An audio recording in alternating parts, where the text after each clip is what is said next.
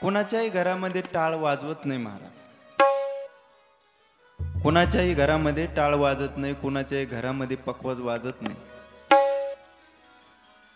लोक टाळ वाजवणाऱ्याला, पखवाज वाजवणाऱ्याला नाव ठेवतात, पण खऱ्या अर्थाने जे हाडाचे वारकरी ते कधीच त्या लोकाला डगमगले नाही महाराज. आपण संत भगवान बाबाच्या परिसरामध्ये राहणारी माणसं आहोत. बाबांच्या इतिहासामध्ये, बाबाच्या चरित्र कथेमध्ये आपल्याला कित्येक लोक असे दिसतील महाराज की त्यांनी फक्त त्रास देण्याचंच काम केलं.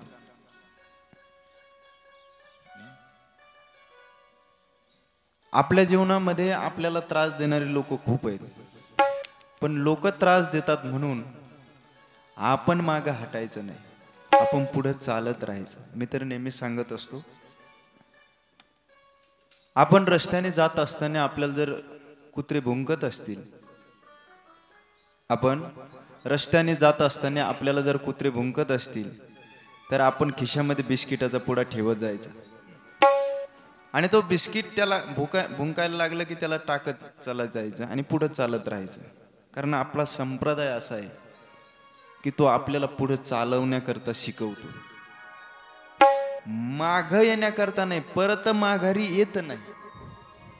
हो, आपला संप्रदाय आपल्याला शिकवतो. परमार्थ पुढे जाण्याकरता आहे. परमार्थ आपल्याला आपल्या जीवनाचा उद्धार करण्याकरता आहे. कारण परमार्थासारखं धन या जगामध्ये दुसरं कुठलंच नाही. परमार्थ हे महाधन, जोडी देवाचे चरण, वावया जतन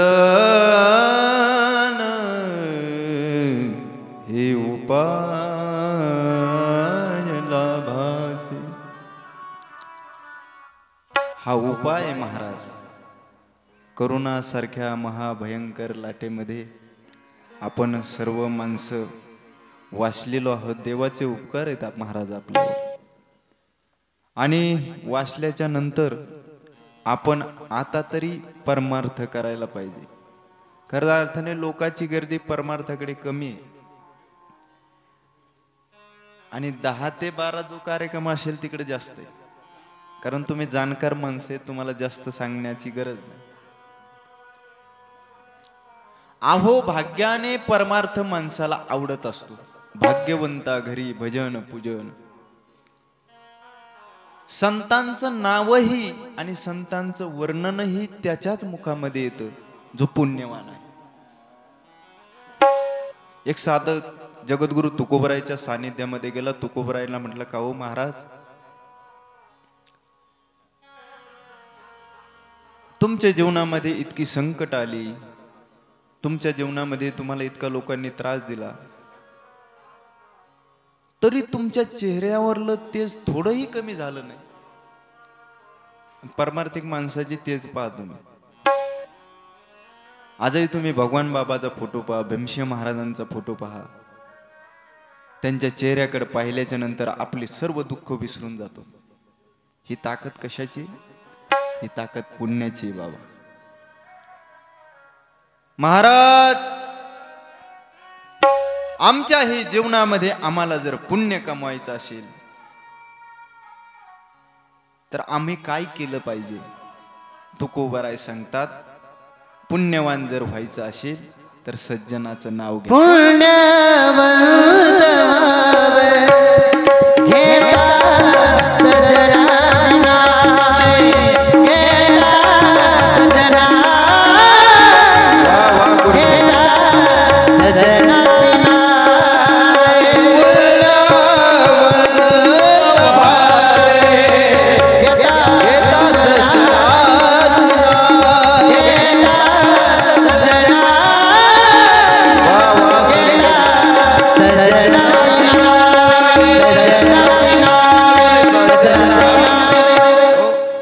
आयुष्यामध्ये पुण्य कमवायचं असेल तर सज्जनाचं नाव घेतलं पाहिजे.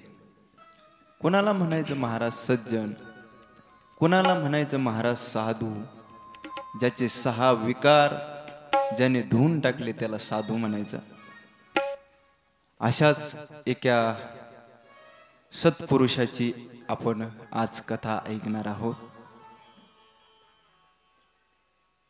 ज्या महात्म्याची आपण कथा ऐकणार आहोत तो महात्मा म्हणजे अवलिया महात्मा, ज्या महात्म्याचं जन्माचं वर्णन नाही.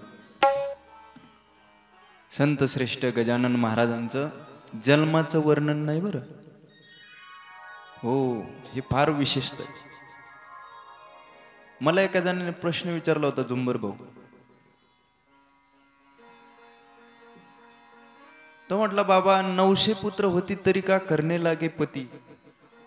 900 सायाशाने जर मुलं बाल होत असतील तर मग लग्न करण्याची काय गरज आहे.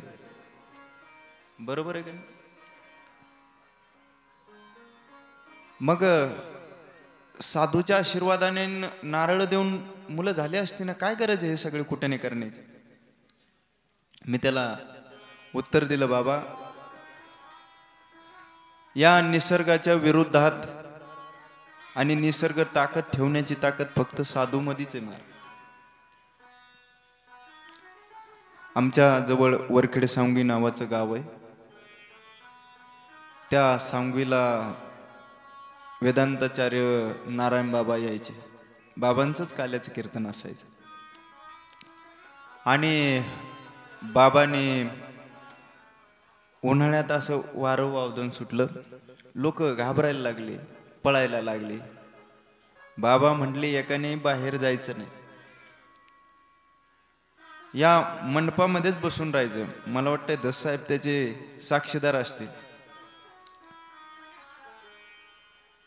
2च मिनिटात महाराज इतक्या आलेली तुफान लाट वाऱ्याची 2च मिनिटात शांत झाली. ही साधूची ताकद आहे महाराज.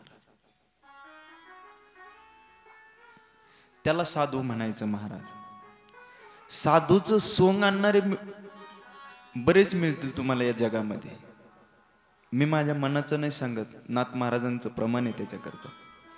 बहुरूपी धरी संन्यासाचा वेश पाहुनी तयास धन देत. अशा संतांची कथा नाही महाराज. जीवनाचं कल्याण आणि जीवनाचा उद्धार करणाऱ्या महात्म्याची कथा आहे. कोणी लिहिली महाराज ही कथा. आपण फार भाग्यवान माणसं आहोत. आपल्याला या भरतखंडामध्ये म्हणजे भारत देशामध्ये जन्म मिळाला. विशेष करून संत महात्म्याची परंपरा आपल्या या अहिल्यानगर जिल्ह्याला आहे. आणि याच अहिल्यानगर मधले ज्यांनी स्वामी समर्थांचं चरित्र लिहिलं, ज्यांनी 18 बगड जातीतील जेवढे संत झाले अशा सर्व संतांचं चरित्र, स्वामी समर्थ असतील, रामदास स्वामी असतील, सर्वांचं चरित्र ज्यांनी लिहिलं आपल्याच नगर जिल्ह्याचं भूषण सद्गुरू दासगणू महाराज. आणि त्या दासगणू महाराजांनी वर्णन केल्याप्रमाणे मी सुद्धा गजानन महाराज कथासार या ग्रंथाचा अभ्यास करून आपल्यासमोर ही कथा मांडणार आहे. तुम्ही म्हणाल महाराज तुम्ही बोलले गजानन महाराजांचा जन्म नाही, मग गजानन महाराज जन्माला आले कसे? साधू ठरवत असतात या मृत्यू लोकांमध्ये कसं यायचं आणि या मृत्यू लोकांमधून कसं जायचं. तुम्ही आम्ही ठरवू शकत नाही, कारण आपलं तितकं पुण्य नाही महाराज.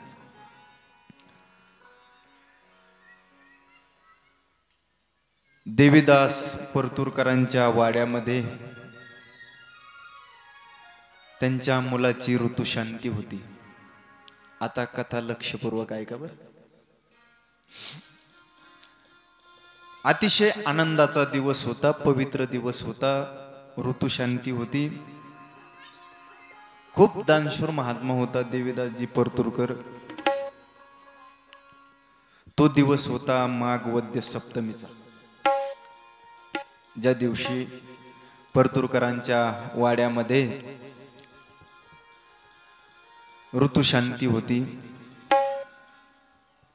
त्या परतूरकरांनी गावातील सर्व लोकांना आमंत्रित केलं होतं की आज माझ्या मुलाची ऋतुशांती आहे, सर्वांनी जेवण करण्याकरता माझ्या घरी यावं। म्हणून सर्व गावातले लहान थोर आबाल वृद्ध सर्व माता माऊल्या पुरुष वर्ग सर्व त्यांच्या वाड्याकडे गडबड करू लागले जेवण्याकरता येण्याकरता। आणि येत असताना पंगत झाली की दुसरी पंगत जे पात्र होते जवळच एक वडाचं झाड होतं। त्या वडाच्या झाडाच्या बुडाला लोक जेवलेली पात्र निघून टाकायची आणि पात्र निघून टाकल्याच्या नंतर पुन्हा पंगत बसायची। पण त्याच गावामध्ये एक अतिशय स्वज्वळ मनाचा सज्जन एक महात्मा होता, त्याचं नाव होतं बंकट। आणि तो बंकट आणि त्याचे मित्र परतूरकरांच्या वाड्याकडे भोजन करण्याकरता निघाले होते। जात असताना त्यांचं सहज त्या वडाच्या झाडाकडे लक्ष गेलं।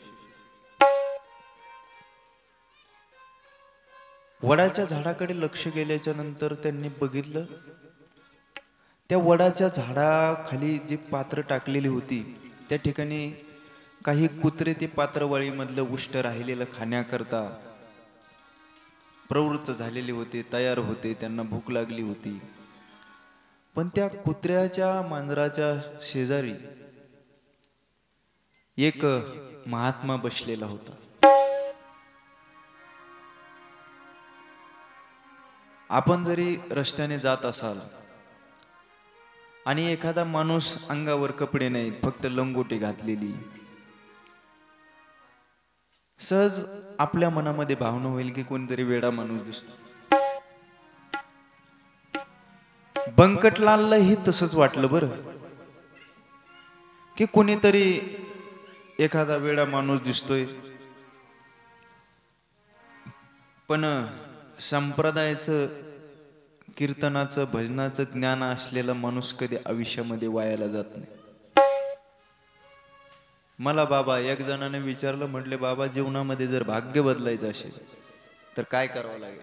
लोक खूप प्रश्न विचारतात। मी त्याला सांगितलं तुझ्या आयुष्यामध्ये तुला जर भाग्य बदलायचं असेल तर तू एकदा ज्ञानोबरायच्या समाधीला कपाळ लावून बघ, तुझं भाग्य बदलल्याशिवाय राहणार। आणि तुम्हालाही तुमचं भाग्य बदलायचं असेल तर गजानन बाबाच्या समाधीला तुमचं कपाळ लावा, तुमचंही भाग्य बदलल्याशिवाय राहणार।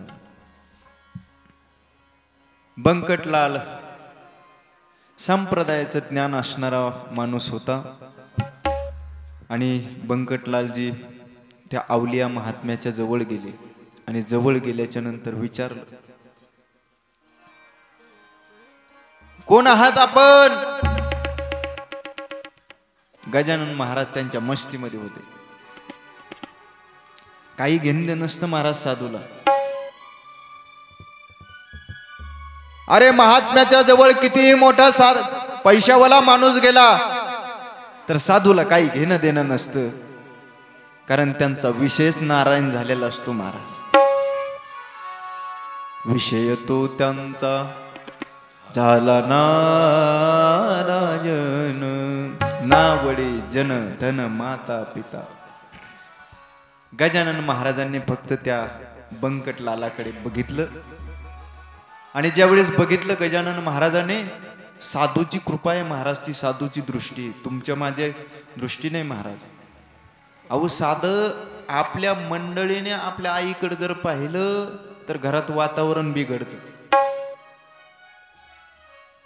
मी काय बोलतोय तुमच्या लक्षात येतं ना? व्यवहारातल्या माणसाने व्यवहारातल्या माणसाकडे जर बघितलं तर घरात वातावरण चेंज होतं लगेच। घरी आल्याच्या नंतर दमून भागून आलेलो माणसं असतात, आपली आई आपल्याला सांगत असते, बघ ना तुझी पत्नी माझ्याकडे डोळे वटारून बघते, कसं राहायचं आम्ही या घरामध्ये, काय केलं नाही रे वागा तुझ्यासाठी. वातावरण बदलून जातं. संत गजानन महाराजांनी त्या बंकटलालाकडे पाहिलं, नुसतं पाहिलं महाराज. रोमांच उभा राहिले बंकटाच्या अंगावर महाराज. साधूची दृष्टी महाराज. अरे माझ्या ज्ञानोबरायांनी एका भिंतीकडे पाहिलं, त्या भिंतीचं मंदिर झालं. एका खांबाला पाठ लावली, त्या खांबासाठी मंदिर झालं महाराज. एका रेड्याकडे पाहिलं, त्या रेड्याची समाधी महाराज. कित्येक महाराष्ट्रातली दिग्गज कीर्तनकार आज त्या रेड्याच्या समोर कीर्तन करतात. साधूची दृष्टी महाराज. समाज जर चांगला करायचा असेल, जीवनाचं कल्याण करायचं असेल, सुखी आणि समाधानी राहायचं असेल, तर पहिली आपली नजर बदला. जग आपोआप बदलत असतं. गजानन महाराजांनी त्या बंकटाकडे पाहिलं आणि बंकटाला कळलं, अरे हा कुणी साधा सुद्धा माणूस नाही. साधूचं स्वरूप लांब असं कळीसा फुलासारखं कळीचं नाक त्या साधूचं. आजानबाहू. आजानबाहू कशाला म्हणतात माहिती आहे तुम्हाला? ज्याचे हात गुडघ्याही पेक्षा खाली असतात, ज्याचं सौंदर्य सूर्याही पेक्षा सुंदर असतं. असं गजानन महाराजाचं तेच पुंज स्वरूप त्या बंकटाने पाहिलं आणि त्याने ओळखलं. म्हटले, का हो, ह्या पत्रवाडीवरचं जेवण खाण्यापेक्षा मी तुमच्याकरता पक्वांना घेऊन येतो ना, हे खाऊ नका महाराज तुम्ही. गजानन महाराज होते महाराज, काही घेणदेण नव्हतं. महाराज म्हटले, तुझ्या अंतकरणामध्ये जर इच्छा झाली चांगलं खाऊ घालायची तर आण ना. बंकट परतूरकरांना आवाज देतो, ओ परतूरकर, आपल्या दारामध्ये कुणीतरी महात्मा आलाय, त्याला आपल्याला जेव घालायचंय, त्याच्याकरता एक ताट बनवून आणा. पंचपक्वान्नाचं जेवण संत श्रेष्ठ गजानन महाराजांना आणण्यात आलं. पण खरं सांगू, जर आपल्या समोर पंचपक्वान्नाचं जर ताट येत असेल तर त्या पंचपक्वान्न आपण कसं खाल्लं पाहिजे याला फार महत्व आहे बरं का. रसज्ञ आणि जेवणारे माणसाला जेवणातलं रसत्व कळलं पाहिजे. सुग्रणी आणि उदारे, रसज्ञ आणि जेवणारे. बाई स्वयंपाकात हुशार असली पाहिजे, सुग्रण असली पाहिजे, आणि माणूस जेवणामध्ये रसज्ञ असला पाहिजे. माणसाला कशा संग काय खावं हे कळालं पाहिजे. बऱ्याचशा माणसाची जिंदगी गेली दस बाबा, पण त्यांना आजूकही कळालं नाही कशासोबत काय खावं.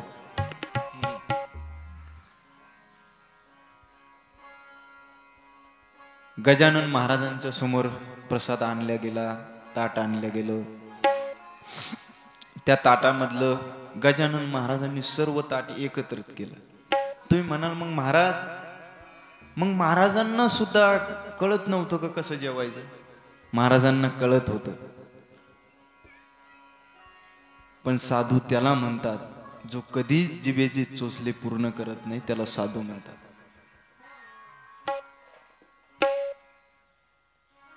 आपण नेहमी तुकोबरायांचं चरित्र ऐकत आलेले माणसं आहात. त्या तुकोबरायांच्या चरित्रामध्ये बऱ्याच दिवसांनी जिजाऊ आईसाहेबांचा भाऊ म्हणजे तुकोबरायचा मेहुणा महाराजांच्या घरी आला होता. म्हणून जिजाऊ आईसाहेबांनी महाराजांच्या त्यांच्या भावाकरता सुंदर असं पंचपक्वान्नाचं जेवण केलं होतं. असं म्हणतात, माहेरचं कुत्र जरी भेटलं तरी माणसाला आनंद होतो. आता भावाला म्हणून धावपळीमध्ये गडबडीमध्ये जिजाऊ आईसाहेबांनी स्वयंपाक केला. दोघंही जेवणाकरता बसले, महाराजही बसले, तुकाराम महाराज आणि त्यांचा मेवणाही बसला. म्हटले करायचं का जेवणाला सुरू? वदनी कवळ घेता नाम घ्या श्री हरीचे, सहज अवन होते नाम घेता पुकाचे. जीवन करी जीवित्व अन्न हे पूर्ण ब्रह्म, उदर बरण नोहे जानिजे यज्ञ कर्म. बसले महाराज म्हणले बसा. तुकोबराय होते महाराज. तुकोबरायने सुरू केलं. तुकोबरायची पत्नी विचारायची का हो तुम्हाला भाजी देऊ का, तुम्हाला पोळी देऊ का? महाराज म्हणायचे टाक, तुझी इच्छा आहे ना टाक. पण महाराजांचा मेवणा काही जेवला नाही. जिजाऊ आई साहेबांनी सांगितलं का रे दादा, मला माहित आहे लहानपणीपासून तुला खीर आवडायची ना, तुला आमटी आवडायची, गुळवणी आवडायचं, भजे आवडायचे, माझ्या हातचे आवडायचे ना, आईच्या हातचे आवडत नव्हते ना तुला? ए दादा, अरे तुझ्या करता मी हे सर्व बनवलंय, खाणार आहे, का खात नाहीस तू?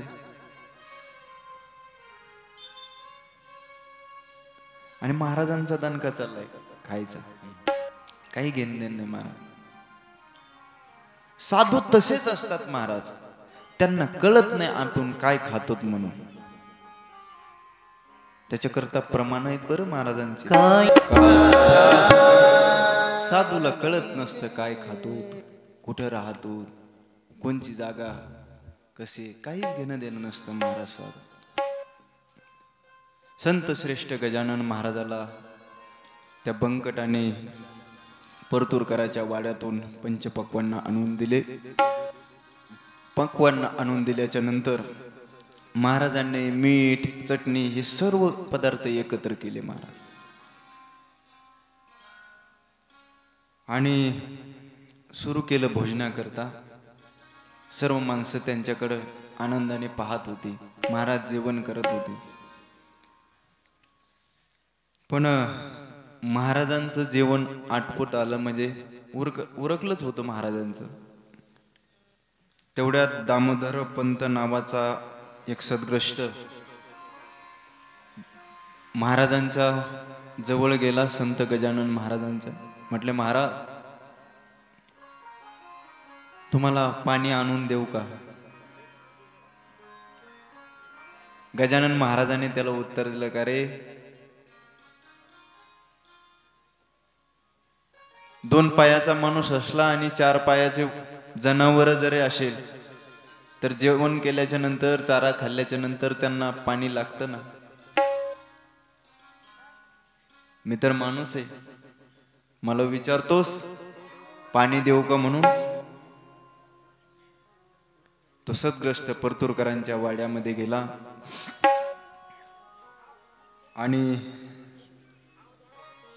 महाराजांना पाणी आणण्याकरता गेला.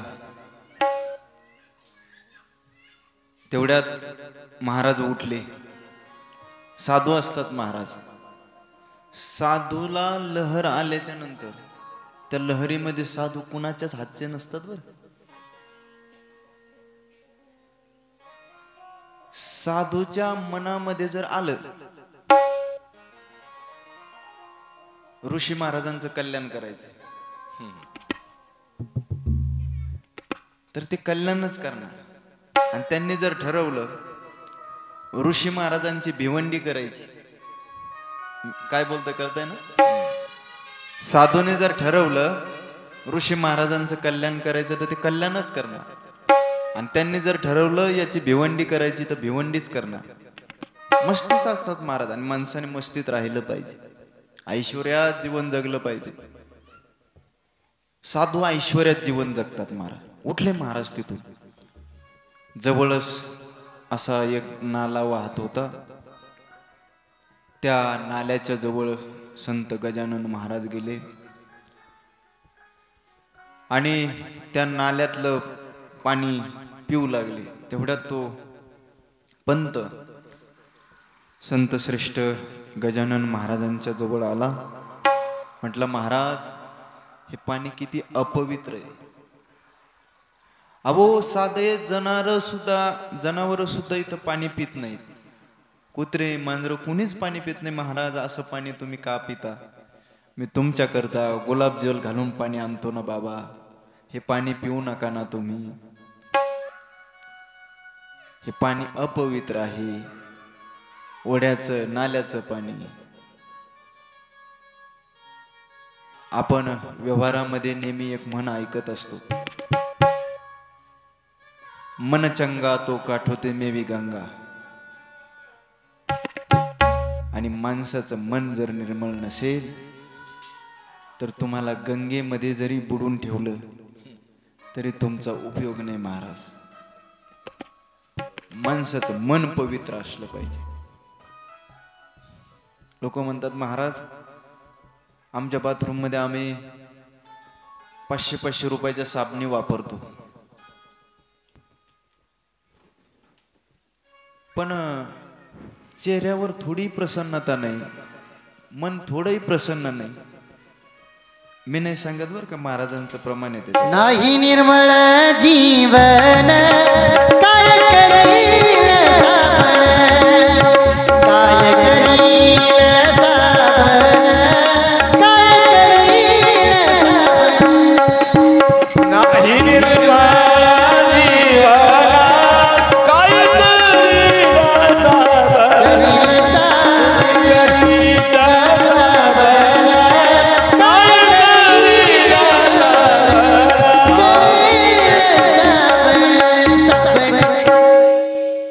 माणसाचं मन निर्मळ असलं पाहिजे. कुणाही विषयी, आपल्या भावाविषयी, आपल्या आईविषयी, आपल्या वडिलाविषयी, आपल्या संबंधातल्या माणसाविषयी माणसाचं मन पवित्र असलं पाहिजे. हे मन, ही वाणी आपल्याला 4 माणसात बसवत असते. हे मन, वाणी आपल्याला 4 माणसामध्ये बसवत असते आणि 4 माणसातून उठवत पण असते. इतकी ताकद आहे महाराज. तो पंत संत श्रेष्ठ गजानन महाराजांच्या जवळ आला. म्हटलं महाराज, हे पाणी पिऊ नका. महाराज म्हणले, अरे तुझं मन चांगलं नाही, आमचं मन चांगलं आहे, आम्हाला सगळं स्वच्छ दिसतं. म्हटले कसं स्वच्छ? म्हटले हा दर कटोरा. मातीचं भांड होतं संत श्रेष्ठ गजानन महाराजांच्या जवळ. गजानन महाराजांनी ते भांड त्याच्याकडे दिलं. म्हटलं हाताने पाणी भरायचं नाही, ओंजोळीनं पाणी नाही भरायचं. म्हटलं महाराज, याच्यात पाणीच नाही, एक तर थोडं पाणी राहिलं याच्यामध्ये, आणि हाताने भरायचं नाही, भांड भरण कसं? महाराज म्हणले तू जा आणि त्याच्यामध्ये भांड बुडव. हा हे त्या पंताने नाकाला हात लावला. तुम्हाला जर मी म्हटलो जावं तिथं गटारी आहे, त्या गटारीमध्ये हात घाला, तुम्ही घालताल का? पण साधूचा शब्द आहे महाराज. पंत गेले महाराज, त्यांनी तो कटोरा त्या पाण्यामध्ये बुडवायला लागले. पाण्यामध्ये ज्यावेळेस कटोरा बुडवला त्या ठिकाणी नर्मदा माता निर्माण झाली महाराज. अतिशय स्वच्छ पाणी निर्माण झालं. ते पाणी संत श्रेष्ठ गजानन महाराज पिले आणि तिथून संत श्रेष्ठ गजानन महाराज गुप्त झाले. संत श्रेष्ठ गजानन महाराज गुप्त झाल्याच्या नंतर कसं असतं, एखाद्या माणसाला भजनाचा, कीर्तनाचा, एखाद्या गोष्टीचा जर छंद लागला तर माणसाला वारंवार त्या गोष्टीकडे जावं वाटतं. विषयी माणूस असेल, त्या विषय माणसाला जर त्या विषयाचा जर गंध लागला असेल तर तो विषयी माणूस त्या गंधाकडे सारखा जात राहत असतो. आणि भजनाचा छंद एखाद्या माणसाला जर लागला असेल तर तो माणूस भजनाकडे गेल्याशिवाय त्याला बांधून ठेवत नाही. तुकोबराय म्हटले, या भजनाकरता माझा देह जरी गेला ना तरी चालेल, पण मी भजन सोडणार नाही महाराज। देह जाओ अथवा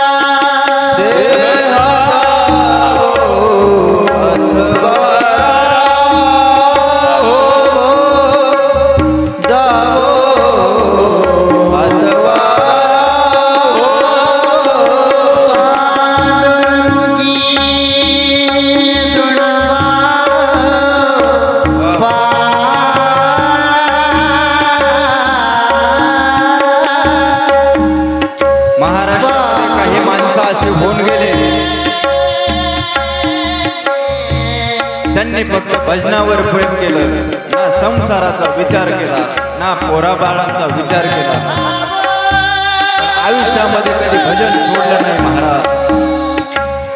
हे संत श्रेष्ठ तुकाराम महाराज सांगतात आपल्याला, अरे दुर्गा देवी नावाचा दुष्काळ ज्या वेळेस पडला होता, त्या दुष्काळामध्ये संत श्रेष्ठ तुकाराम महाराजांनी आपली सर्व संपत्ती या लोकांकरता वाटून दिली होती।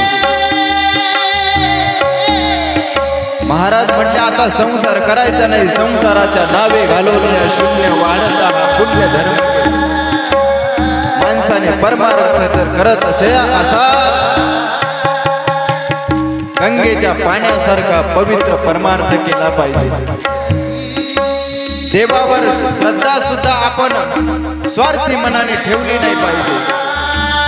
आपला देह जर गेला तरी चालेल, इतके कष्ट आपण या परमार्थामध्ये केले पाहिजे, तेव्हा कुठेतरी आपलं कल्याण होतं महाराज।